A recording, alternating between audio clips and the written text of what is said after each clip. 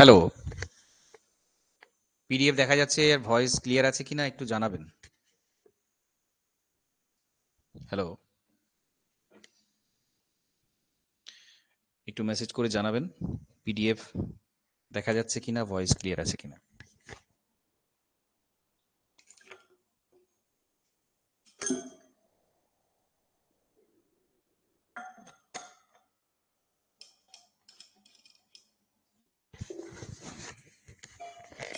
Hello, একটু তাড়াতাড়ি করবেন, ক্লাসটা শুরু করব, দেরি হচ্ছে।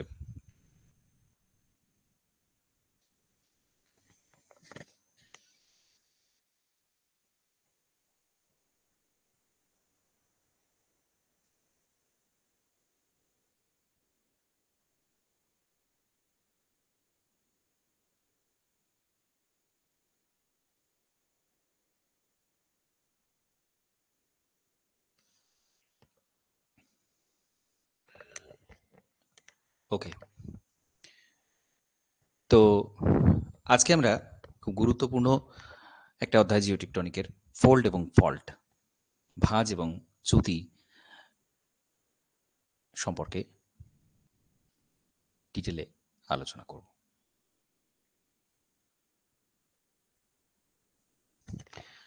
তো ফোল্ড, ভাঁজ, ভাঁজের প্রথমে আমরা উৎপত্তি, তারপর শ্রেণীবিভাগ এবং তারপরে বিভিন্ন ভূমিরূপ, ভাঁজের উপর যে ভূমিরূপগুলো সেগুলো ডিটেলে আলোচনা করব। তো পৃথিবীর অভ্যন্তরে কেন্দ্রমণ্ডল গুরুমণ্ডলের মধ্যে বিভিন্ন ক্রিয়া বিক্রিয়া ঘটে এবং বাইরে বিভিন্ন ভূমিরূপ পরিবর্তিত হয় তার কারণে। তো মূলত শিলামণ্ডলের ওপরের অংশে এই প্রসেসটা কার্যকরী হয়। ভিতরে প্রসেস চলে কিন্তু কার্যকরী প্রভাবটা পড়ে উপরের অংশে, এবং আমরা দেখি বিভিন্ন মহাদেশ, মহাসাগর, পর্বত, মালভূমি প্রভৃতি তৈরি হয়েছে, প্রভৃতি উদ্ভব হয়েছে। তো আবার এই যে ভূত্বকের বিভিন্ন চলন ঘটে বা কাস্ট মুভমেন্ট ঘটে, সেটাকে আমরা মূলত গিরিজনী শক্তি বা ওরোজেনিক ফোর্স এবং এপিরোজেনিক ফোর্স, এই দুটো শক্তিতে ভাগ করি, এবং ভাঁজের জন্য যেটাকে আমরা দায়ী করি সেটা হচ্ছে ওরোজেনিক ফোর্স বা গিরিজনী প্রক্রিয়া, যেটা অনুভূমিকভাবে চাপ দেয়। ভঙ্গিল পর্বত সৃষ্টি বা ভাঁজ সৃষ্টির পিছনে এই ওরোজেনিক ফোর্স বা গিরিজনী শক্তির সবচেয়ে বেশি ভূমিকা আমরা দেখতে পাব। এবার মহাসামুদ্রিক শৈলশিরা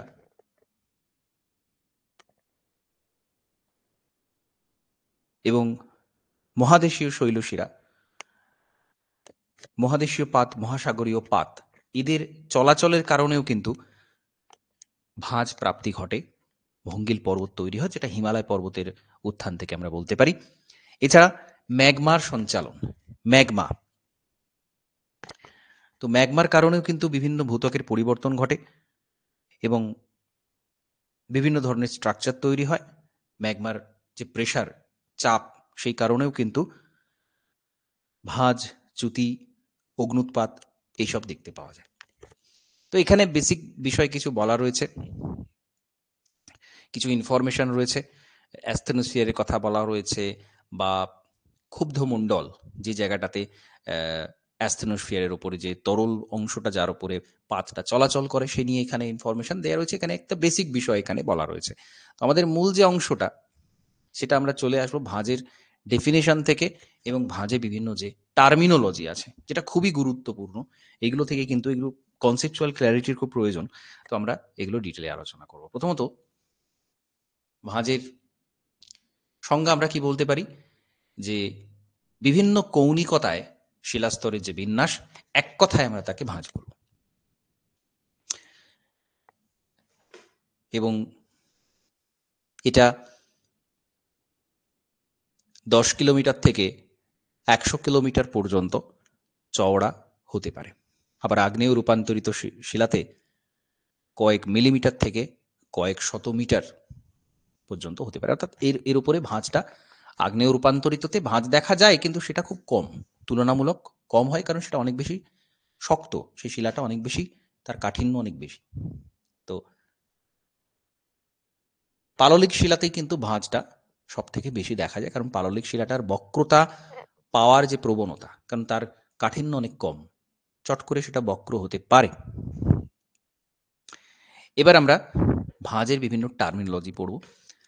ভাঁজের মধ্যেকার যে কাল্পনিক উলম্ব রেখা, তাকে আমরা ভাঁজের অ্যাক্সিস বা অক্ষ বলি।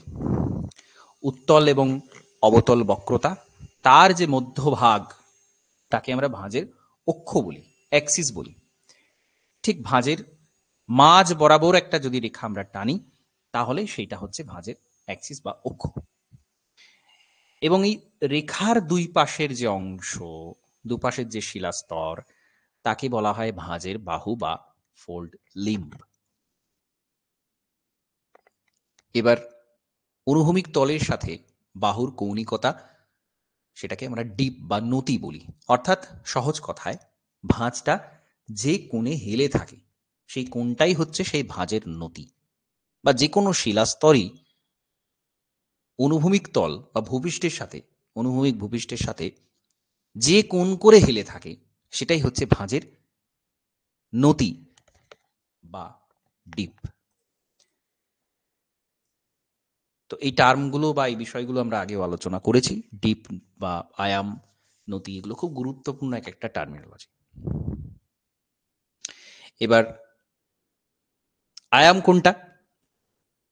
ভাঁজের যে উপরিতল, ভাঁজের যে উপরিতল, তার যে আড়াআড়ি বিন্যাস উপরিতলের, অর্থাৎ এই নতি যে রেখা নেমেছে তার সাথে তাকে ছেদ করে আড়াআড়ি যে রেখাটা রয়েছে, যে ঢালটা রয়েছে ভাঁজের, সেই পুরো উপরিতল, সেই অংশটাকে বলা হচ্ছে ভাঁজের আয়াম। তো ভাঁজের যে শ্রেণীবিভাগ করা হয়, সেটা কিন্তু অক্ষ, বাহু, নতি, এইগুলোর সাহায্যে কিন্তু ভাঁজের যে ভঙ্গিলতা, তার শ্রেণীবিভাগ করা হয়। এবার ভাঁজের উৎপত্তির স্পেসিফিক কারণগুলো কি কি, সেইগুলো আমরা একটু আগে দেখলাম। এখানে আমরা ডিটেলে একটু দেখব যে ভাঁজ কেন উৎপত্তি হচ্ছে। প্রথমত পার্শ্বচাপ, গিরিজনী প্রক্রিয়া ভাঁজ সৃষ্টির সবচেয়ে গুরুত্বপূর্ণ কারণ। তো আগ্নেয় রূপান্তরিত শিলার মধ্যে খনিজ পদার্থ গলে গিয়ে প্রবাহিত হয়ে ভাঁজ তৈরি করতে পারে। বড় ভাঁজগুলো ভূত্বকের অনুভূমিক চলনের ফলে তৈরি হয়। মহাদেশীয় ভূত্বক পরস্পরের সংঘর্ষে ভাঁজ তৈরি করতে পারে। যেমন ভারতীয় ভূখণ্ড তিব্বতের মধ্যে সংঘর্ষ, তার ফলে ভাঁজ তৈরি হয়েছে, হিমালয় পর্বত তৈরি হয়েছে। তো এই সমস্ত কারণগুলো ভাঁজ তৈরি করে। এখানে আমরা ছবিগুলো দেখব। শায়িত ভাঁজ, শায়িত ভাঁজের খুব গুরুত্বপূর্ণ একটা ছবি দেওয়া রয়েছে। এটা একটা গুরুত্বপূর্ণ ভাঁজ, এটাতে আমরা আসবো। এখানে আমরা একটা ছবি দেখব যেখানে গলন্ত ম্যাগমা, সে কি করে, ওপরের দিকে চাপ দেয়, প্রেসার দেয়। সেই চাপের প্রভাবে আমরা দেখব কি শিলাস্তর বেঁকে যায়। প্রেসারের কারণে, ম্যাগমার চাপের কারণে শিলাস্তর বেঁকে যায়।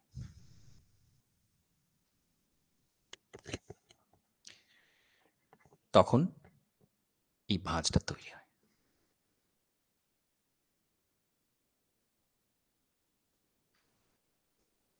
এবার আমরা এই শ্রেণী বিভাগে চলে আসব। ভাঁজের ঊর্ধ্বভঙ্গ, অধোভঙ্গ আমরা জানি। ভাঁজের যে উত্তল অংশ, তাকে আমরা ঊর্ধ্বভঙ্গ বলি, নিচু অংশকে আমরা অধোভঙ্গ বলি। এখন ঊর্ধ্বভঙ্গকে আবার দুটো ভাগে ভাগ করা হয়, আইসোক্লাইনারাল, অ্যাসিমেট্রিক্যাল।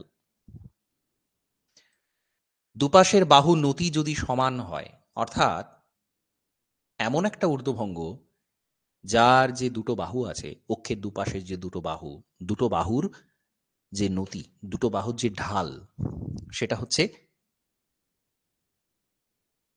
একেবারে সমান, একই নতি, একই ঢালে দুটো বাহু রয়েছে, সেটাকে আমরা বলছি আইসোক্লাইনাল অ্যান্টিক্লাইন। আর অ্যাসিমেট্রিক্যাল অ্যান্টিক্লাইন, বিষমকৌণিক ঊর্ধ্বভঙ্গ। যখন নতি অসমান হয়, দুটো বাহুর নতি যখন অসমান হয়, তখন আমরা তাকে অ্যাসিমেট্রিক্যাল অ্যান্টিক্লাইন বলি, বিষমকৌণিক ঊর্ধ্বভঙ্গ বলি। তাহলে ঊর্ধ্বভঙ্গের মধ্যে দুটো ভাগ আমরা পাচ্ছি। এবার এখানে এক্সাম্পল, মোস্ট ইম্পর্টেন্ট। শিবালিক এবং আল্পসের জুড়া, এখানে এই দু ধরনের ঊর্ধ্বভঙ্গ আমরা দেখতে পাই। আরেকটা ভাগ আমরা করতে পারি, যখন ঊর্ধ্বভঙ্গের বাহুর যে দূরত্ব অনেক বেশি, যেটা প্রসারিত হয়, তখন আমরা তাকে ওপেন অ্যান্টিক্লাইন বলি। আর যদি দুটো বাহুর দূরত্ব কম হয়, তাকে আমরা বলি ক্লোজড অ্যান্টিক্লাইন। শিবালিক এবং ইতালির জুরা, এখানে আমরা এরকম ধরনের ঊর্ধ্বভঙ্গ দেখতে পাই।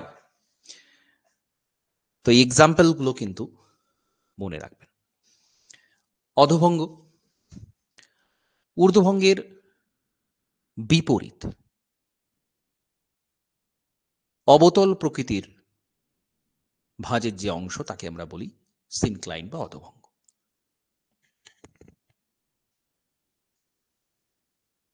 এখানেও সেই একই, নতি যদি সমান হয় তাহলে আইসোক্লাইনাল সিনক্লাইন, নতি যদি অসমান হয় তাহলে অ্যাসিমেট্রিক্যাল সিনক্লাইন। এখানে আমরা দেখতে পাচ্ছি সমকৌণিক দুটো নতি সমান, এখানে কিন্তু দুটো আলাদা আলাদা কোণে হেলে আছে, এটা বিষমকৌণিক। ওভারফোল্ড, অতিভঙ্গ, ওভারফোল্ড, ভাঁজের নতি যদি ভূপৃষ্ঠ থেকে 5 থেকে 30 ডিগ্রি কোণে অবস্থান করে, তাকে আমরা অতিভঙ্গ বলি। মানে এখানে অনেকটা বেশি ভাঁজ প্রাপ্তি হয়েছে এবং এটা দুটো বাহু একই দিকে হেলে থাকে। একদিকের চাপটা এত বেশি হয়, দুটো বাহু একই দিকে হেলে থাকে, তাকে আমরা বলি ওভারফোল্ড। এখানে আমরা দেখতে পাচ্ছি একটা ওভারফোল্ড, যে ওভারফোল্ডটা দুটো কোণ, দুটো বাহুর কোণটা সমান, সমকৌণিক অতিভঙ্গ। আর যদি দুটোর নতি আলাদা হয় বাহু, তাহলে তাকে আমরা বিষমকৌণিক অতিভঙ্গ বলব। এবং এখান থেকেই আসছে রিকাম্বেন্ট ফোল্ড বা শায়িত ভাঁজ। এই অতিভঙ্গ যখন আরো বেশি চাপ তার উপর পড়ে,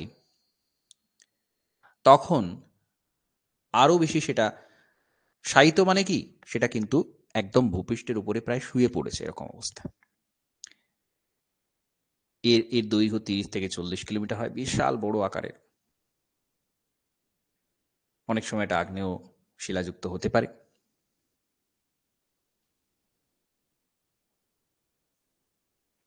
তো এটা হচ্ছে রিকাম্বেন্ট ফোল্ড। এই যে শায়িত ভাঁজের কথা আমরা বলছি, এই যে পুরো ভাঁজটা ভূপৃষ্ঠের উপরে শায়িত অবস্থায় রয়েছে, এটাকে আমরা বলছি রিকাম্বেন্ট ফোল্ড। আইসোক্লাইনাল ফোল্ড, সমকৌণিক ভাঁজ, ঊর্ধ্বভঙ্গ অধভঙ্গের দুপাশের বাহু এবং অক্ষ, তার যে কোণ সেটা কিন্তু সমান, তাকে আমরা বলছি সমকৌণিক বা আইসোক্লাইনাল ফোল্ড। বিষমকৌণিক ক্ষেত্রে দুটো বাহু অসমান হয়, আলাদা আলাদা কোণে হেলে থাকে, সেটাই অ্যাসিমেট্রিক্যাল, বিষমকৌণিক। উন্মুক্ত ভাঁজ বা ওপেন ফোল্ড, ভাঁজের শিলাস্তরের বেধ বা থিকনেস যদি সমান হয়, তাকে ওপেন ফোল্ড বলে। ভাঁজ যখন হচ্ছে কোনো একটা শিলাস্তরে, বা বেঁকে যায় শিলাটা, শিলাটা তো প্রথমে বেঁকে থাকে না, চাপের কারণে শিলাটা বেঁকে যায়।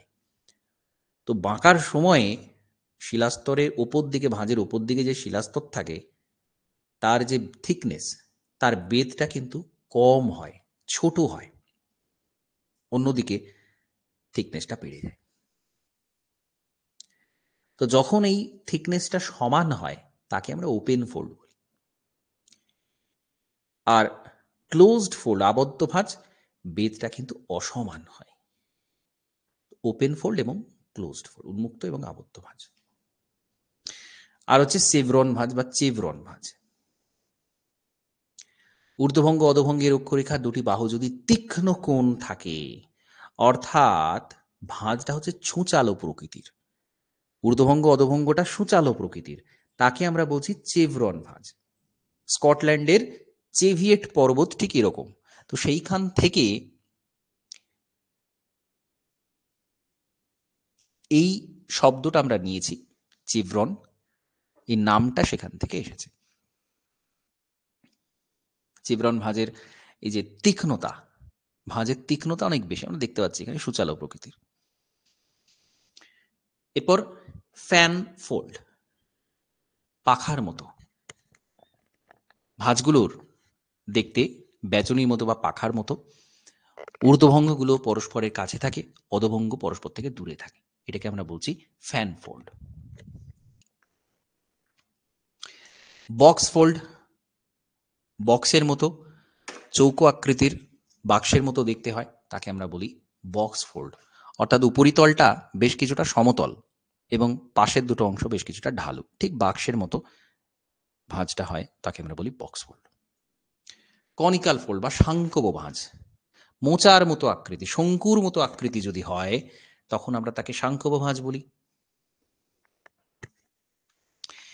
এবার ভাঁজের উৎপত্তিগত ভাগ যদি আমরা করি, একটাকে আমরা বলছি ফ্লো ফোল্ড, প্রবাহ, ড্র্যাগ ফোল্ড, আকর্ষ ভাঁজ, ডিসহারমোনিক ফোল্ড, অসামঞ্জস্য ভাঁজ, এবং পির্চিং ফোল্ড বা অসামঞ্জস্য ভাঁজ, বিদ্ধকারক ভাঁজ। একটা অসামঞ্জস্য আর একটা বিদ্ধকারক। ফ্লো ফোল্ডটা কি? যদি প্রচন্ড প্রেসার পড়ে, প্রচন্ড চাপ হয়, শিলাস্তর তরলের মতো প্রবাহিত হয়। এখানে মূলত রূপান্তরিত শিলার মধ্যে এটা দেখতে পাওয়া যায়। আমরা ছবিটা দেখলে আরো স্পষ্ট হবে। এ দেখুন, এখানে শিলাস্তর রয়েছে, শিলাস্তরের মধ্যেকার অংশ গলে গেছে, গলে গেছে, ফ্লো, প্রবাহ হয়েছে, একটা অংশ গলে গিয়ে সেটা চাপের কারণে প্রবাহিত হয়ে শিলাস্তরটা বেঁকে গেছে, এটাকে বলে ফ্লো ফোল্ড।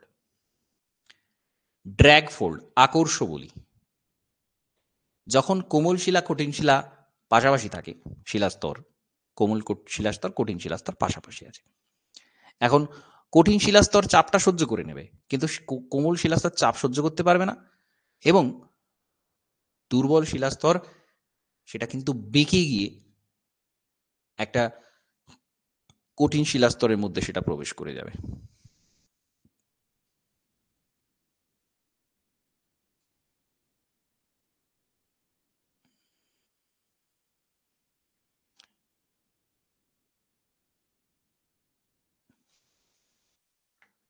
এখানে আমরা আকর্ষ ভাঁজের যে ছবিটা দেখতে পাচ্ছি, এটা দেখলে বুঝতে পারবেন কোমল শিলাস্তরটা কঠিন শিলাস্তরের মধ্যে চলে গেছে, অনেক বেশি বেঁকে গেছে, এটাকে ড্র্যাগ ফোল্ড বলে। ডিসহারমোনিক ফোল্ড, অসামঞ্জস্য ভাঁজ, শিলাস্তরের সমস্ত অংশে ভাঁজের প্রকৃতিটা সামঞ্জস্যপূর্ণ হয় না, তাকে ডিসহারমোনিক ফোল্ড বলে। অর্থাৎ আশপাশের শিলার সাথে তার খুব একটা মিল নেই, অসামঞ্জস্য, ভাঁজটা কোথাও বেশি কোথাও কম, এরকম, যেমন দামোদর উপত্যকাতে এরকম দেখা যায়, ডিসহারমোনিক ফোল্ড বলে। পির্সিং ফোল্ড বা ডিজ্যাপার ফোল্ড, বিশ্বকারক ভাঁজ, একটা শিলাস্তরের মধ্যে অন্য শিলাস্তরটা প্রবেশ করে যায়, অনুপ্রবেশ করে, তখন যে ভাঁজ তৈরি হয় তাকে বলা হয় পির্সিং ফোল্ড বা ডিয়াপার ফোল্ড। এখানে ছবিটা দেখলে বুঝতে পারবেন, দেখুন একটা শিলাস্তর ভেঙে অন্য শিলাস্তরের মধ্যে ঢুকে গেছে, প্রবেশ করে গেছে, একটার ভেতরে আর একটা চলে এসেছে, তখন তাকে বলা হচ্ছে পিয়েসিং ফোল্ড বা ডায়াপার ফোল্ড। টেকটনিক বলের কারণে এটা দেখতে পাওয়া যায়।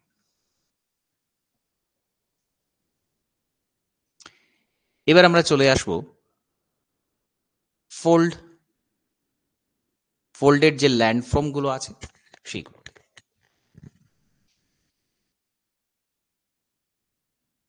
প্রথমত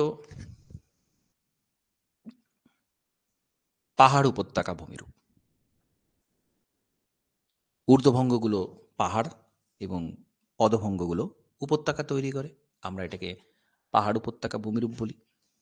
এই অবস্থায় থাকে কোনো কোনো অংশ, আবার কোনো কোনো অংশ অতিরিক্ত ক্ষয়ের কারণে যেখানে পাহাড় ছিল সেখানে হয়ে যায় উপত্যকা, যেখানে উপত্যকা ছিল সেখানে হয়ে যায় পাহাড়।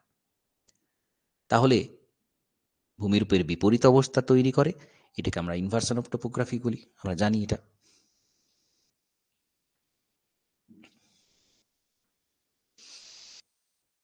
পর্বত তৈরি, ভাঁজের ক্ষেত্রে সবচেয়ে গুরুত্বপূর্ণ যেটা সেটা হচ্ছে ভঙ্গিল পর্বত। ভাঁজ তৈরি করে যে পর্বত তৈরি হয় তাকে ভঙ্গিল পর্বত বলে। আমরা যত রকম নবীন ভঙ্গিল পর্বতমালা সবার উদাহরণ দিতে পারি, যে হিমালয়, আলপস, আন্দিজ, রকি, এগুলো।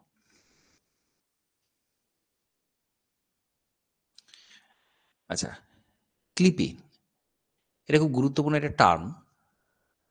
মূলত ন্যাপ ভাঁজে দেখা যায় এটা। সাহিত্য ভাঁজের পরে ন্যাপটা তৈরি হয়। ন্যাপের ক্ষেত্রে একটা বাহু, শিলাস্তরের একটা বাহু কেটে গিয়ে অন্য স্থানে অবস্থান করে, টুপির মতো অবস্থান করে, এটাকে বলা হয় ক্লিপে। ভাঁজ প্রাপ্ত হলো, সেখান থেকে একটা ফাটল তৈরি হলো, সেই ফাটল বরাবর একটা অংশ, ভাঁজের একটা বাহু কেটে গিয়ে সরে গিয়ে অন্য জায়গায় চলে গেল, এবং অন্য জায়গাতে গিয়ে শিলার টুপির মতো অবস্থান করছে, অন্য আশপাশের শিলার সাথে তার মিল নেই, এটাকে বলা হয় ক্লিপে। এই যে একটা বিচ্ছিন্ন অংশ, এটাকে বলা হয় ক্লিপে।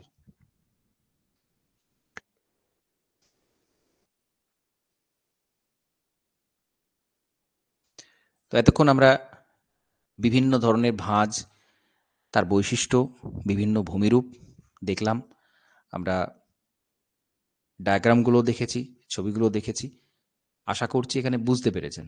তো এই ভাঁজ যতগুলো আমরা পড়লাম এবং তার যে বেসিক বিষয়গুলো আমরা যে পড়লাম, সেটা নিয়ে যদি কিছু প্রশ্ন থাকে বা জিজ্ঞাসা থাকে, সেটা জিজ্ঞাসা করতে পারেন। চ্যাটে আমাকে মেসেজে জানাবেন সব বোঝা গেছে কিনা বা কিছু প্রশ্ন আছে কিনা। না হলে আমাকে ওকে লিখে দেবেন, আমি তাহলে পরের টপিকে চলে যাব। একটু জানান লিখে।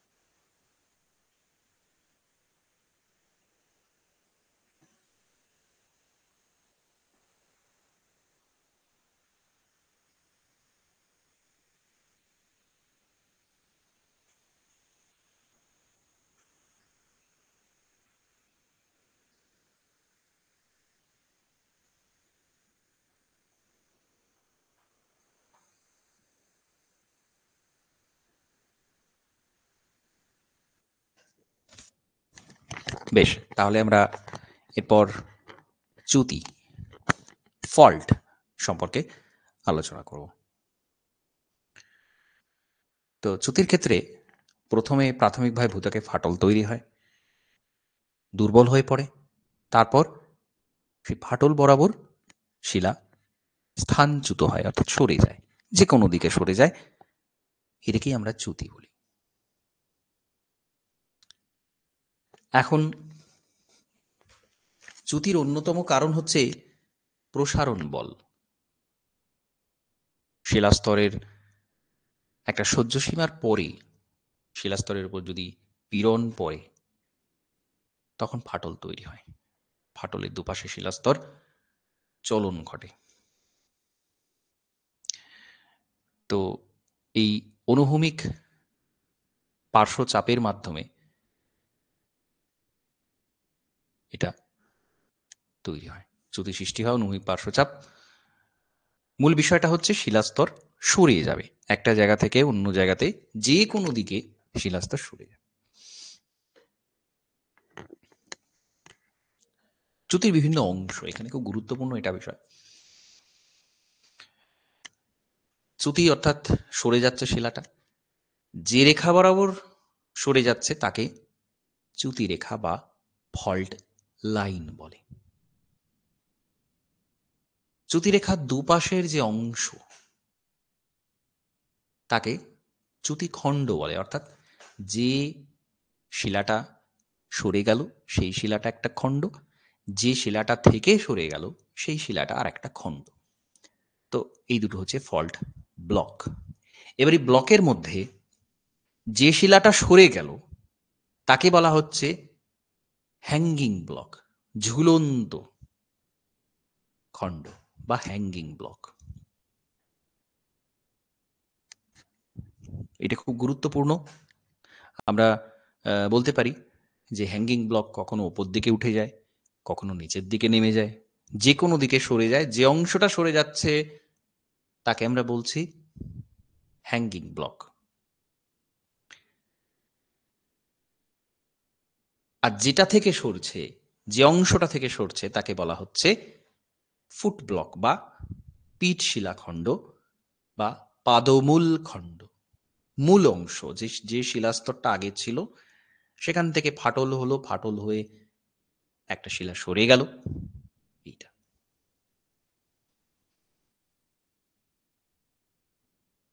নদীর সমকোণে যে কল্পিত রেখা তাকে ফল্ট স্ট্রাইক বলে। চ্যুতি আয়াম অর্থাৎ নতি মানে কোনটা, যে ঢাল বরাবর চ্যুতিটা হলো সেটাকে বলছি আমরা চ্যুতির নতি। তো সেই নতির সাথে সমকোণে কল্পিত যে রেখা, এখানে আমরা নতির ছবিটা দেখতে পাচ্ছি, নতি যেটা হেলে রয়েছে যে ঢালে, তার আড়াআড়ি যে অংশ কল্পিত রেখা তাকে আমরা বলছি ফল্টেড স্ট্রাইক বা আয়াম। তো এটা চ্যুতির শ্রেণী বিভাগের জন্য গুরুত্বপূর্ণ, ক্লাসিফিকেশনের জন্য গুরুত্বপূর্ণ। তো চ্যুতির মাধ্যমে শিলাস্তরের যে অপসারণ হচ্ছে তার প্রকৃতিটা কেমন সেটা অনুযায়ী চ্যুতির শ্রেণী বিভাগ করা হয়। প্রথমত নর্মাল ফল্ট, স্বাভাবিক চ্যুতি। যখন ঝুলন্ত খণ্ডটা চলমান খণ্ডটা নিচে নেমে যায় ফাটলের পরে, তাকে আমরা স্বাভাবিক চ্যুতি বলি। এবং এর কারণে যে অংশটা উপরে রইল তাকে আমরা চ্যুতি ভৃগু বলি, ফল্ট স্ক্রাব বলি। চ্যুতি ভৃগুর কথা আগে আলোচনা করেছি, ড্রেনেজ প্যাটার্নে বিভিন্ন ভূমিরূপে ফল্টেড স্ট্রাকচারে আলোচনা করেছি এগুলো। তো ফল্ট স্ক্রাব, চ্যুতি ভৃগু। আর ঝুলন্ত খণ্ডটা শিলাখণ্ডের পরিপ্রেক্ষিতে নিচের দিকে নেমে যায়, তাকে আমরা বলি নর্মাল ফল্ট। রিভার্স ফল্ট হচ্ছে এর বিপরীত অবস্থা, যেখানে পাদমূল খণ্ডটা সাপেক্ষে যে ঝুলন্ত খণ্ড সেটা উপরে উঠে যায়, তাকে আমরা বলছি রিভার্স ফল্ট বা বিপরীত চ্যুতি।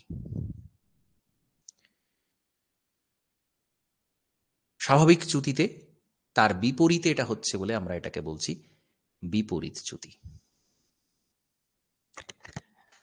নেক্সট হচ্ছে থার্স চ্যুতি। এটা বিপরীত চ্যুতিরই মতো, চ্যুতিকোণের নতি 5 ডিগ্রি থেকে 23 ডিগ্রির মধ্যে এটা হয়ে থাকে। যদি 5 থেকে 10 হয় তাকে আমরা আন্ডার থ্রাস্ট বলি, 15 থেকে 30 হলে সেটাকে ওভার থ্রাস্ট বলি। এখানে কোনটা বেশি থাকে? এখানে আমরা দেখতে পাচ্ছি আন্দাজ থ্রাস্টে এই যে এটা কন্টিনিউয়েশন ছিল, এটা ওপর দিকে উঠে গেছে। বিপরীত চ্যুতি, যেটা ওপর দিকে উঠে যায় সেটা বিপরীত চ্যুতি। তো থ্রাস্ট চ্যুতিটা কিন্তু one type of reverse fault, thrust fault. এটা ওপর দিকে উঠে যাচ্ছে, আর যখন সেটা অনেক বেশি উঠে যাচ্ছে, অনেক বেশি সরে যাচ্ছে, তখন আমরা তাকে বলছি ওভার থ্রাস্ট। এখানে আমরা দেখলেই বুঝতে পারবো এটা অনেক সরে গেছে, সরে যাওয়ার পরিমাণটা এর থেকে অনেক বেশি, তো এটা ওভার থ্রাস্ট। আয়াম চ্যুতি, আয়াম বরাবর যদি শিলাস্তরের চলন ঘটে, অর্থাৎ শিলাস্তরটা সামনের দিকে বা পিছনের দিকে সরে আসে, আয়াম বরাবর সরে আসে, তাকে আমরা বলছি আয়াম চ্যুতি বা স্ট্রাইক ফল্ট।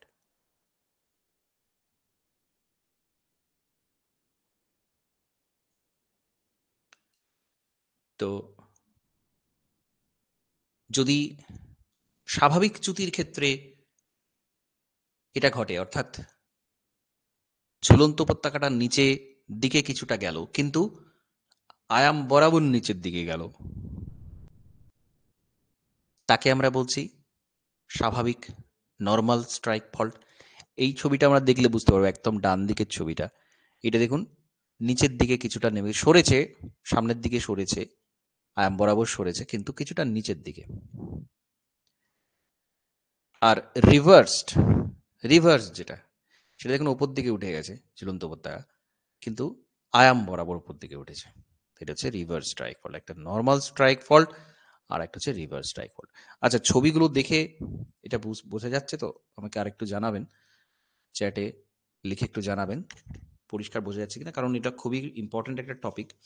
সাধারণত ভাঁজচ্যুতির একটা অংশ থেকে প্রশ্ন থাকে, তো ছবি দেখে এগুলো পরিষ্কার হচ্ছে কিনা একটু আমাকে জানাবেন।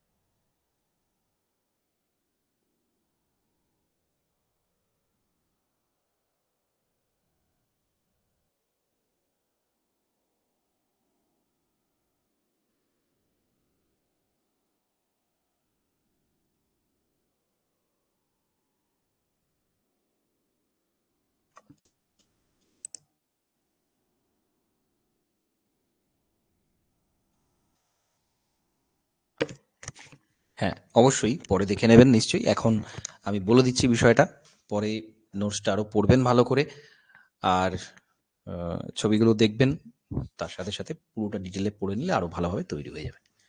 ঠিক আছে? এবার ডিপ ফল্ট। এতক্ষণ আমরা স্ট্রাইক বরাবর সরণ পড়ছিলাম, নতি বরাবর। তো নতি বরাবর সরে যাওয়া মানেই কিন্তু শিলাস্তরের যে ঢালটা রয়েছে সেটা বরাবর সরে যাওয়া। এটা স্বাভাবিকভাবেই ঘটে। যদি নিচের দিকে নতি বরাবর নেমে যায় সেটা স্বাভাবিক চ্যুতি, যদি উপর দিকে উঠে যায়, ঝুলন্ত উপত্যকাটা যদি উপর দিকে চলে যায় নতি বরাবর, তখন তাকে বিপরীত নতি চ্যুতি বলা হয়।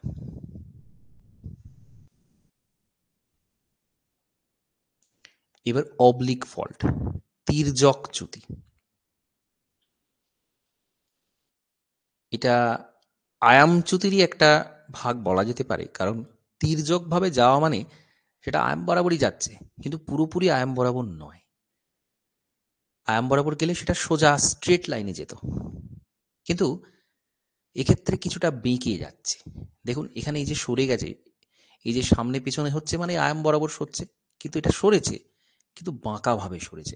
আয়ামের যে রেখা, আয়ামের যে লাইন, সেটা তো সমান লাইন, স্ট্রেট লাইন, সেটা বরাবর সরেনি, একটু বেঁকে গিয়ে সরেছে, তির্যকভাবে সরেছে। এটাকে আমরা তির্যক চ্যুতি বা অবলিক ফল্ট বলি।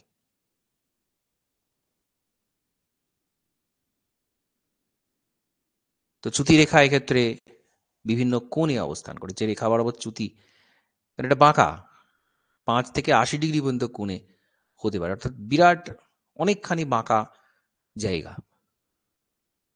আমরা ধরা যাক একটা ভূপৃষ্ঠে একটা বাঁকা লাইন টানলাম, সোজা লাইন না টেনে একটা বাঁকা লাইন টানলাম। সেই বাঁকা লাইন বরাবর যদি চ্যুতি হয়, ফাটল হয়, শিলা সরে যায়, তাহলে তখনই সেটাকে আমরা অবলিক ফল্ট বা তির্যক চ্যুতি বলবো। কি বললাম, বোঝা গেছে? 5 থেকে 80 ডিগ্রি আমরা একটা লাইন টানলাম, এটা একটা স্ট্রেট লাইন টানলাম, আর তার 5 থেকে 80 ডিগ্রি কোণ করে একটা লাইন টানলাম। এই লাইন বরাবর যদি ফাটল তৈরি হয় এবং তারপর যদি সেই শিলাটা সরে যায় সেই লাইন বরাবর, তখনই আমরা বলবো তির্যক চ্যুতি তৈরি হয়েছে, অবলিক ফল্ট তৈরি হয়েছে। কি বললাম, বোঝা গেল? আয়াম চ্যুতি আর অবলিক চ্যুতি কিন্তু খুব কাছাকাছি, কিন্তু অবলিক ফল্টের ক্ষেত্রে আয়াম বরাবর ঘটছে না। এখানে আয়াম বরাবর ঘটলে এই কোণ তৈরি হতো না, স্ট্রেট লাইনে হয়ে যেত। এখানে 5 থেকে 80 ডিগ্রি একটা কোণ তৈরি করে বেঁকে গিয়ে এই চ্যুতি তৈরি হয়, একে বলা হচ্ছে অবলিক ফল্ট। এটা বোঝা গেছে কি বলবেন?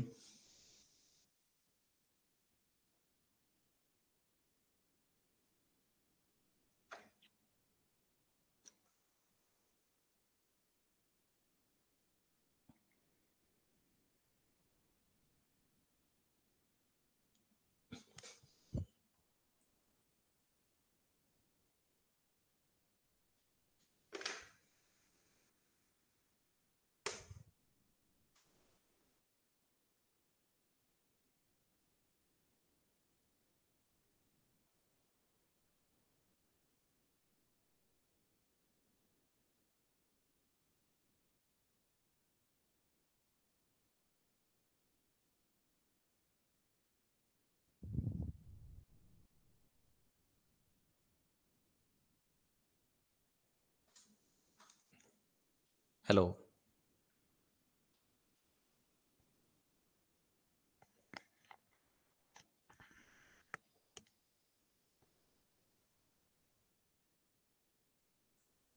একটু জানাবেন অবলিক ফল্টটা বোঝা গেছে কিনা।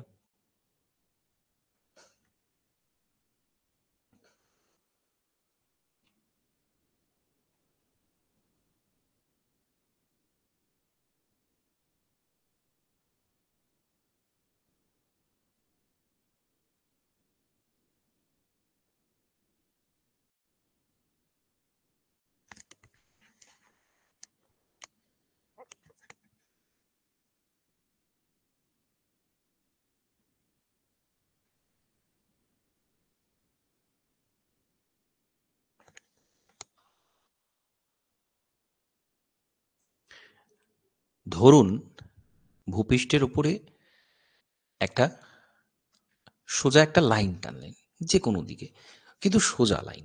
ধরুন ভূপৃষ্ঠের উপরে আপনি উত্তর দক্ষিণে বা পূর্ব পশ্চিমে একটা সোজা লাইন টানলেন, এটা সোজা লাইন হবে উত্তর দক্ষিণ বা পূর্ব পশ্চিমে। এবার সেই লাইনটা থেকে 5 ডিগ্রি থেকে 80 ডিগ্রি একটা কোণ তৈরি করে আরেকটা লাইন টানলেন। তাহলে সেই 5 ডিগ্রি থেকে 80 ডিগ্রি যে কোনো কোণেই লাইনটা টানুন না কেন, সেটা একটা বাঁকা লাইন হবে। এটা বুঝতে পারছেন আশা করছি। একটা স্ট্রেট লাইন, তার পাশে একটা বাঁকা লাইন। এবার স্ট্রেট লাইনটা মুছে দিন।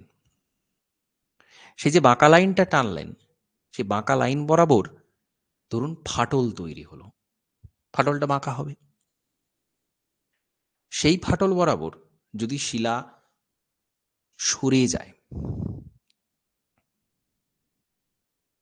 যে কোনোভাবে, ওপর নিচে হতে পারে, পাশাপাশি হতে পারে, শিলাটা সেই বাঁকা লাইন বরাবর সরে গেল, তাহলে দেখুন এই যে চ্যুতি যে রেখা, যে রেখা বরাবর চ্যুতিটা হলো, সেই রেখাটা বাঁকা, সেই রেখাটা তির্যক। এইটাকেই বলা হচ্ছে তির্যক চ্যুতি, এইটাকেই বলা হচ্ছে অবলিক ফল্ট। বোঝা গেল কি? জানাবেন এবার।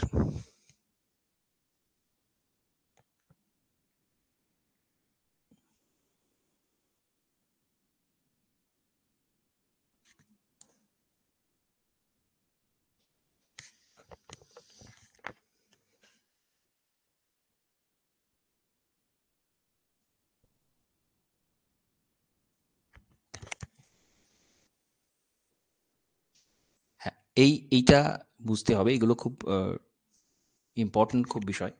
কমন বিষয় কিন্তু খুব ইম্পর্টেন্ট। আচ্ছা, তাহলে অবলিক ফল্ট হলো। এবার হচ্ছে লঙ্গিটিউডানাল ফল্ট বা দৈর্ঘ্য বরাবর চ্যুতি। তো ছবিটা আমরা দেখে নেব প্রথমে। এই যে দৈর্ঘ্য বরাবর এক একটা অংশ যদি খুলে চলে আসে ধাপচ্যুতির, এগুলো এক একটা টাইপ। এগুলো প্রত্যেকটা এই লঙ্গিটিউডানাল দিক থেকে আমরা যদি ভাগ করি তাহলে এটা একটা টাইপ।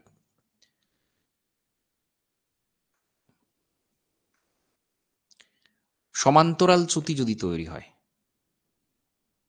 যে কোনোভাবে, একটা এখানে দেখুন প্রত্যেকটা এখানে কিন্তু সমান্তরাল চ্যুতি, এই প্রান্তদেশের চ্যুতিটা বাদ দিয়ে একটার সমান্তরালে আর একটা যদি সরে যায় তখন তাকে আমরা এই ধরনের দৈর্ঘ্য বরাবর চ্যুতির মধ্যে ফেলব। এবার এটাই বিভিন্নভাবে বিন্যস্ত হয়, কোনোটা সমান্তরাল, কোনোটা কেন্দ্রাভিক, কোনোটা প্রান্তদেশীয়, ইকোলন, বিভিন্নভাবে এই ভাগগুলো আমরা করি। এবার এই ভাগগুলো আমরা ডিটেলে আলোচনা করব।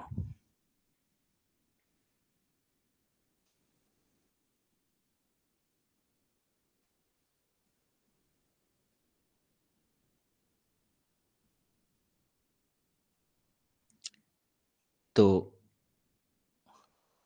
প্রথমে প্যারালাল ফল্ট, সমান্তরাল। একই নতি এবং আয়ামযুক্ত যদি হয়, সমান্তরাল মানে বুঝতে পারছেন, একটা চ্যুতি তৈরি হয়েছে, তার ঠিক সমান্তরালে আর একটা চ্যুতি তৈরি হয়েছে, ঠিক সিঁড়ির ধাপের মতো। এক একটা ব্লক, একটার সাথে একটা ব্লক পাশাপাশি সরে আসছে। তো এটাকে বলা হচ্ছে প্যারালাল ফল্ট, সমান্তরাল চ্যুতি।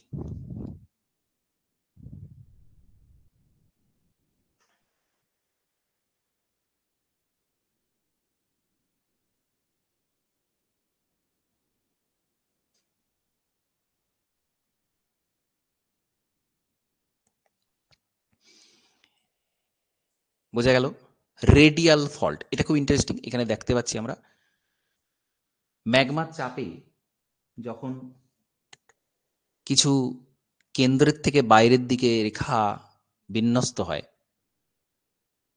তখন তাকে কেন্দ্রাভিক চ্যুতি বলে। ফাটল তৈরি হলো কেন্দ্র থেকে চারিদিকে ছড়ানো।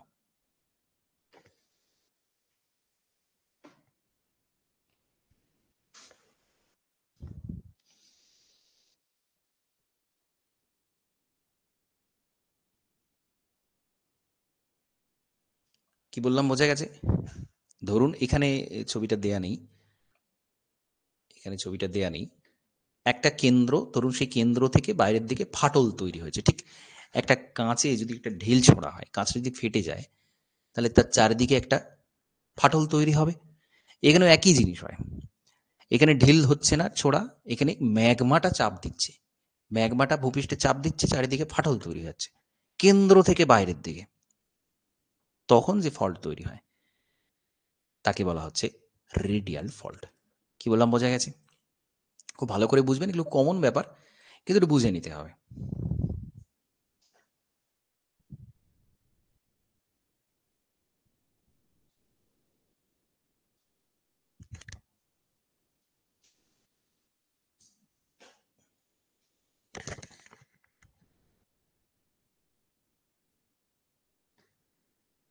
তাহলে এটা হলো। এবার হচ্ছে এন ইকলন ফল্ট। এখানে এন ইকলনের ছবিটা দেয়া আছে। এটা একটা ফরাসি শব্দ, একটার মধ্যে অন্যটা প্রবেশ করাকে বোঝায়। একটা চ্যুতি অন্য চ্যুতির মধ্যে যদি চলে আসে, এখানে দেখুন পরপর পরপর ফাটলগুলো এমন রয়েছে যে একটা চ্যুতি তৈরি হয়েছে, তার পাশে আর একটা চ্যুতি চলে এসছে এলোমেলো ভাবে। তো এটাকে বলা হচ্ছে এন ইকোলন ফল্ট।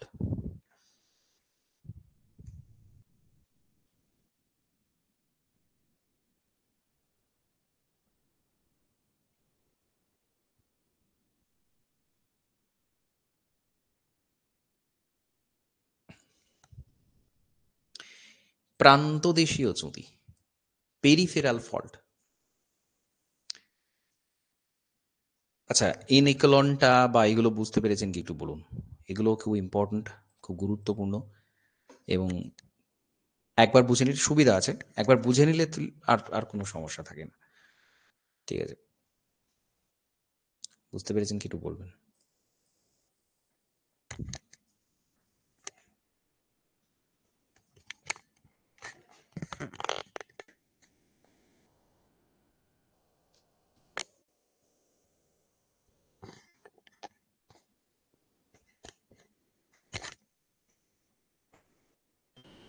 বেশ।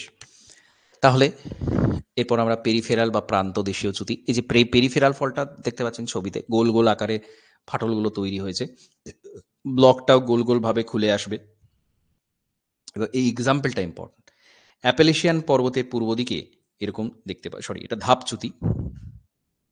পেরিফেরাল ফলটা কেন হয় সেটা ইম্পর্টেন্ট। লাভার অনুপ্রবেশ, লাভার ঊর্ধ্বগামী গতির প্রভাবে এরকম গোলাকৃতি ফাটল তৈরি হয় এবং সেখান থেকে ব্লকগুলো খুলে আসে। স্টেপ, ধাপের মতো যখন নেমে আসে, একটার পর একটা ধাপ, সিঁড়ির ধাপের মতো যখন পরপর সমান্তরাল চ্যুতি অনেকগুলো তৈরি হয়, তখন এরকম ধরনের স্টেপ ফল্ট বা ধাপ চ্যুতি দেখা যায়। এরপর আমরা ফল্টেড ল্যান্ডফর্মে চলে আসবো, চ্যুতির ফলে গঠিত ভূমিরূপে চলে আসবো। ডাইরেক্ট কিছু ভূমিরূপ তৈরি হয়। প্রথম হচ্ছে ফল্ট স্ক্রাব বা চ্যুতি ভৃগু, যেটার কথা প্রথমেই বলেছি। একটা ব্লক নিচের দিকে চলে গেল, ওপর দিকের যে উঁচু অংশটা তাকে আমরা বলছি ফল্ট স্ক্রাব। তারপরে গ্রস্ত উপত্যকা, ব্লক মাউন্টেন,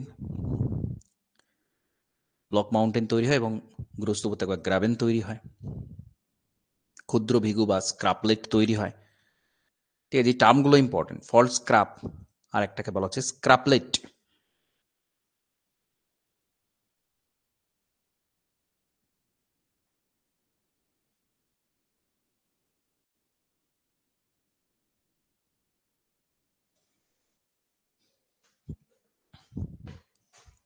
ফল্ট স্ক্রাপ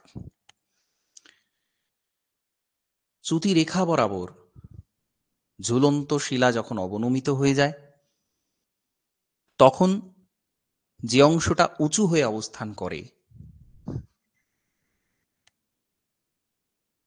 তাকে আমরা বলছি চ্যুতি ভৃগু। মেঘালয় মালভূমিতে এরকম খুব গুরুত্বপূর্ণ একটা এক্সাম্পল দেয়া আছে। ডাউকি নামের একটা চ্যুতি রেখা বরাবর রাজমহল পাহাড় থেকে পূর্ব দিকে অগ্রসর হয়ে এরকম একটা ভৃগু তৈরি করেছে। মেঘালয় মালভূমির দক্ষিণ দিকে এরকম দেখতে পাওয়া যায়।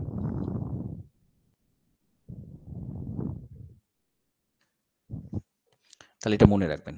ফল্ট স্ক্রাব মেঘালয় মালভূমির খুব গুরুত্বপূর্ণ একটা ফল্ট স্ক্রাব এখানে রয়েছে। তাহলে এটা হলো চ্যুতিভিক্ষু, খুব কমন বিষয়। যেটা উঁচু অবস্থান করছে সেটা চ্যুতিভিক্ষু মেঘালয় মালভূমিতে দেখা যাচ্ছে।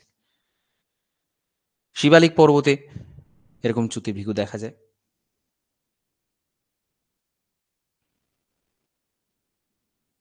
আচ্ছা, শিবালিক এবং গঙ্গা সমভূমির যে চ্যুতি তাকে মেন বাউন্ডারি ফল্ট বলে। এটা অনেক সময় শুনে থাকবেন, মেন বাউন্ডারি ফল্ট। কারণ এখানে একটা ভূমিরূপের পরিবর্তন হচ্ছে।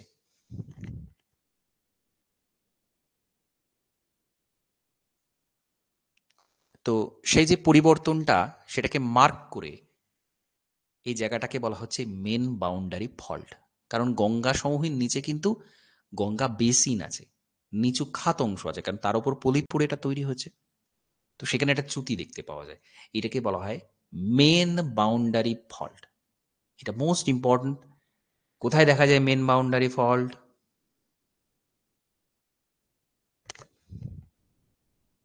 তখন আমরা কিন্তু বলবো যে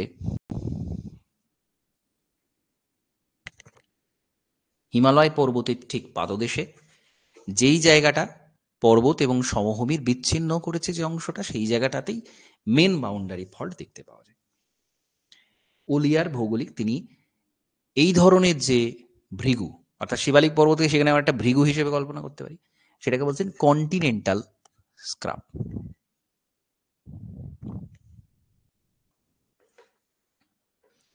পশ্চিমঘাট পর্বত এরকম একটা মহাদেশীয় ভৃগু, কারণ সেটাও ভৃগু উঁচু হয়ে অবস্থান করছে। আচ্ছা, এটা তাহলে একটা ভৃগু। বিভিন্ন ধরনের ফল্ট স্ক্রাব উইথ এক্সাম্পল আমরা এখানে দেখলাম।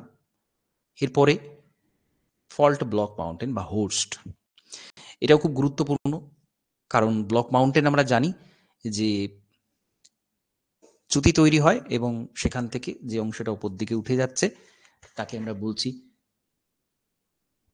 ব্লক মাউন্টেন বা স্তূপ পর্বত, আর নিচের অংশটাকে আমরা বলছি গ্রস্ত উপত্যকা। এবার এই ব্লক মাউন্টেন আর হোস্ট এই দুটোর মধ্যে তফাৎ আছে। হোস্ট হচ্ছে ব্লক মাউন্টেনেরই একটা টাইপ, যেটা কিছুটা হিলে অবস্থান করে, কিছুটা হিলে অবস্থান করে, তাকে বলা হচ্ছে হোস্ট। উঠছে, দুটোই ওপর দিকে উঠছে, স্তূপ পর্বত ওপর দিকে উঠছে, কিন্তু সেটা স্ট্রেট লাইনে ওঠে, আর হোস্ট কিছুটা হিলে থাকে। এইটা তফাৎ।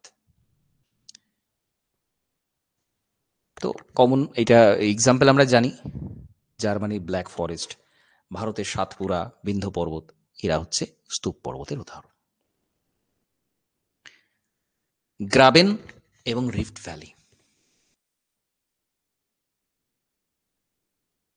দুটো সমান্তরাল চ্যুতির মধ্যবর্তী অংশ, সেটা যদি অবনমিত হয়, উপত্যকা তৈরি হয়, তাকে বলা হয় গ্রাবেন।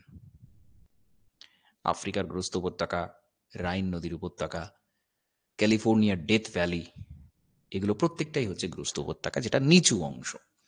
আমাদের নর্মদা নদীর উপত্যকা, তাপ্তি নদীর উপত্যকা, এগুলো সব গ্রস্ত উপত্যকা।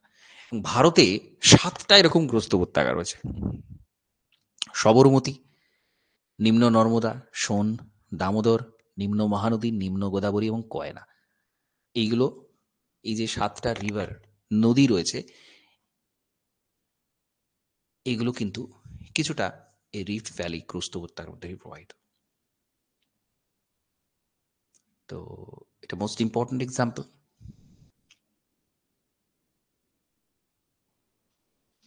এবার অনেক সময় হয় কি, গ্রস্ত উপত্যকার পাশে দুটো উত্থিত অংশ থাকে, তবে তো একটা নিচু অংশ তৈরি হয়, একটা গ্রস্ত উপত্যকা তৈরি হয়। এবার সেই ফাটলটা বাড়তে বাড়তে, চ্যুতির ফাটলটা বাড়তে বাড়তে সেখানে অগ্নুৎপাত হয়ে যায়। অনেক সময় ম্যাগমা চলে আসে, তো তার পাশে আবার আগ্নেয় পর্বত তৈরি হয়ে যায়। যেমন মাউন্ট কিলিমানজারো, মাউন্ট কেনিয়া, এখানে এইরকম চ্যুতির পাশে আগ্নেয় পর্বত রয়েছে। তাহলে এটা খুব ইন্টারেস্টিং একটা ভূমিরূপ।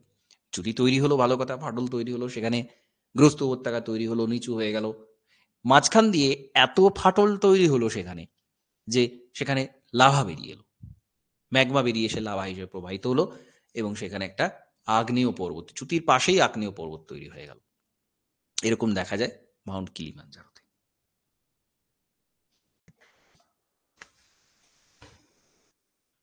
ক্যালিফোর্নিয়াতে ডেথ ভ্যালি রয়েছে, সেটাও কিন্তু একটা গ্রস্ত উপত্যকা। সিয়েরা নেভেদা, সেখানেও এরকম উপত্যকা তৈরি হয়েছে। লস অ্যাঞ্জেলস উপত্যকাতে সান অ্যান্ড্রুজ, সান জান্টিকো চ্যুতির মধ্যবর্তী অঞ্চলে গ্রস্ত উপত্যকা রয়েছে। এরকম অসংখ্য গ্রস্ত উপত্যকা এক্সাম্পল আমরা পাই। লোহিত সাগরের পাশে এখানে যে সিনাই পেনিনসুলা, যেটা সিনাইয়ের কথা এখানে বলা হচ্ছে, সেটাও কিন্তু এখানে একটা ফল্ট লাইন আছে এবং এটা গ্রস্ত উপত্যকা তৈরি হয়েছে। আচ্ছা, স্ক্রাপলেট, ভৃগুর কথা বলছিলাম, ক্ষুদ্র ভৃগু, ছোট ভৃগু তৈরি হয় যখন ভৃগুর উচ্চতা কম হয়, তখন তাকে বলা হয় স্ক্রাপলেট, ক্ষুদ্র ভৃগু।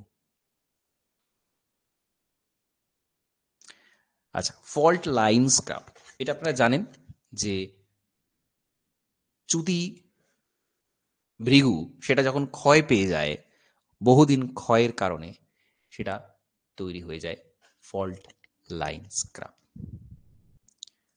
ফল্ট লাইন স্ক্রাব, চ্যুতি রেখা ভৃগু, এটা নিয়ে আমরা ডিটেলে আলোচনা করেছি। অনেকগুলো ড্রেনেজের যে বিন্যাস, সেখানে আমরা আলোচনা করেছিলাম এটা ডিটেলসে। তো ধীরে ধীরে চ্যুতিরেখা ভৃগু কিভাবে হচ্ছে বিপরা চ্যুতিরেখা ভৃগুতে পরিণত হয়, তার বিপরীত দিকে তৈরি হয়ে যায়। যেখানে উপত্যকা ছিল সেটা উঁচু হয়ে যায়। এখানে সেটা ছবিটা দেখানো আছে, এটা ইম্পর্টেন্ট নয়, কিন্তু এই যে ডেফিনেশনটা গুরুত্বপূর্ণ, যে ধীরে ধীরে একটা ক্ষয় পেয়ে যাওয়ার কারণে ফল্ট লাইন স্কার তৈরি হচ্ছে। ট্রাঙ্কেটেড স্পার, কর্তিত শৈলশিরা। পাহাড় পর্বতের শেষে প্রান্ত সীমাতে যদি চ্যুতি তৈরি হয় তাকে বলা হচ্ছে ট্রাঙ্কেট স্পার। শৈলশিরার অগ্রভাগ কর্তিত হয়ে যায়। কেন কর্তিত হয়ে যায়? কারণ সেখানে ফাটল তৈরি হয়েছে, ফাটল বরাবর চ্যুতি, ট্রাঙ্কেট স্পার। শিবালিক পর্বতের দক্ষিণ দিকে এরকম ধরনের কর্তিত শিলা দেখা যায়। এর অগ্রভাগটা ত্রিকোণাকার হয়। কেন? কারণ এটা কেটে, এই ত্রিকোণাকার অংশ থেকে কেটে নিচের অংশে নিচের দিকে নেমে গেছে। কর্তিত শৈলশিরা, শৈলশিরার অগ্রভাগটা কেটে গেছে, কারণ সেখানে একটা ফাটল তৈরি হয়েছিল, সেই ফাটল বরাবর ভূমিটার নিচের দিকে নেমে গেছে। তো এটাকে আমরা বলছি ট্রাঙ্কেটেড স্পার, কর্তিত শৈলশিরা। অফসেট ড্রেনেজ, বিপর্যস্ত নদী। এখন নদীর প্রবাহ পথে যদি চ্যুতি তৈরি হয়ে যায় তখন কি হবে? তখন সেটা করা হচ্ছে বিপর্যস্ত নদী, অফসেট ড্রেনেজ। চ্যুতি তৈরি হয়ে গেছে নদীর মধ্যে, তখন নদীর একটা উপশাখা তৈরি হতে পারে। এরকম ধরনের নদীকে বিপর্যস্ত নদী উপত্যকা বলে। পাহাড় উপত্যকা ভূমিরূপ, অ্যাপালিশিয়ান পার্বত্য অঞ্চলে পর্বত এবং নিচে উপত্যকা, এটা খুব কমন ভূমিরূপ, যদিও পর্বত বেসিনেরিক এলাকা তৈরি হয়, যেখানে নিচে চ্যুতির যে ঝুলন্ত পাতার নিচে তৈরি হয়, যেখানে বেসিন তৈরি হয়।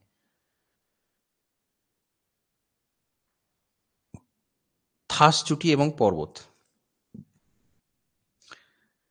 প্রাচীন ভঙ্গিল পর্বতের শিলাস্তরে অনেক সময় থাস চ্যুতি তৈরি হয়ে যায়। অর্থাৎ ভঙ্গিল পর্বত ছিল সেটা, সেখানে ফাটল তৈরি হলো, চ্যুতি তৈরি হলো। তখন কি হবে? তখন পর্বতের উপরের দিকটা একটা শৃঙ্গের মতো তরঙ্গায়িত অবস্থান করবে এবং তার পাশে একটা অবনত ভূমি থাকবে, কারণ ছিল একটা ভঙ্গিল পর্বত, সেখান থেকে ফাটল তৈরি, সেখান থেকে চ্যুতি তৈরি হয়ে গেল। তো এক একটা থ্রাস চ্যুতি এক একটা শৃঙ্গ তৈরি করবে, কারণ একটা অংশ উপরের দিকে রয়েছে, একটা অংশ নিচের দিকে নেমে গেছে, আবার একটা অংশ উপর দিকে রয়েছে, একটা অংশ নিচের দিকে রয়ে গেছে।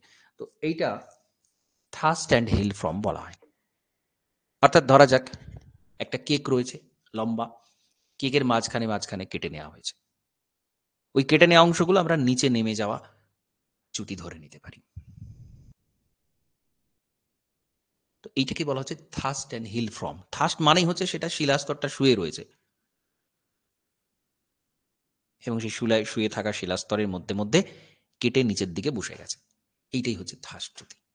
এবং থার্স্ট চ্যুতির hill from, thrust and hill from, কোথাও উপত্যকা, কোথাও উঁচু ভূমির। তাহলে এই হচ্ছে ওভারঅল ভাঁজ এবং চ্যুতির শ্রেণীবিভাগ এবং তার ফলে গঠিত বিভিন্ন ভূমিরূপ। ইম্পর্টেন্ট, খুবই ইম্পর্টেন্ট, নানান ধরনের প্রশ্ন এখান থেকে হচ্ছে। আমি মোস্ট ইম্পর্টেন্ট যে ভাঁজ, সেগুলো এখানে রেখেছি। প্রত্যেকটার বৈশিষ্ট্য দেয়া আছে, ছবি দেয়া রয়েছে, কোথাও এক্সাম্পল দেয়া রয়েছে। প্রত্যেকটা খুব ভালোভাবে এখানে তৈরি করে নেবেন। যে কোনো মাধ্যমে যে কোনোভাবে প্রশ্ন এখান থেকে হবে। ছবিগুলো রয়েছে কনসেপচুয়াল ক্ল্যারিটির জন্যই ডিটেলে এগুলো পড়ানো। এগুলো ওয়ান লাইনার পড়ানো যায়, বিভিন্নভাবে পড়া যায়। তো আমরা এখানে ডিটেলে জানলাম, আশা করছি এটা বুঝতে পেরেছেন ক্লিয়ারলি। ওকে, একটু জানিয়ে দিন বোঝা গেছে কিনা, একটু জানিয়ে দিন।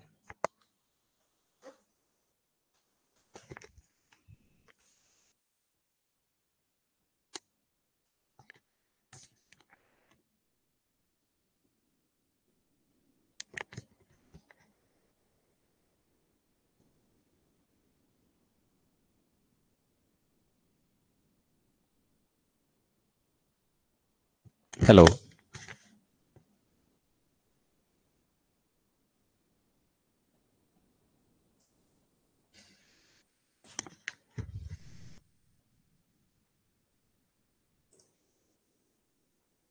মেসেজ করে একটু জানিয়ে দিন বোঝা গেছে কিনা।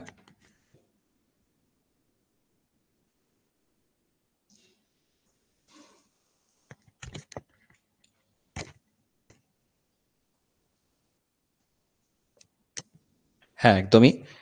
এই অধ্যায়টা একটু বেশি করে পড়তে হবে, রিভিশন করতে হবে, পুরোটা বুঝতে পেরে যাবেন। ক্লাসটাও আরেকবার দেখে নেবেন, ভিডিওটা, রেকর্ডেড পোর্শনটা দেখে নেবেন। তাহলে আশা করছি ব্যাপারগুলো আরও ক্লিয়ার হয়ে যাবে। ওকে? ঠিক আছে? আজকের ক্লাসটা এখানে কমপ্লিট করছি। নমস্কার, ধন্যবাদ।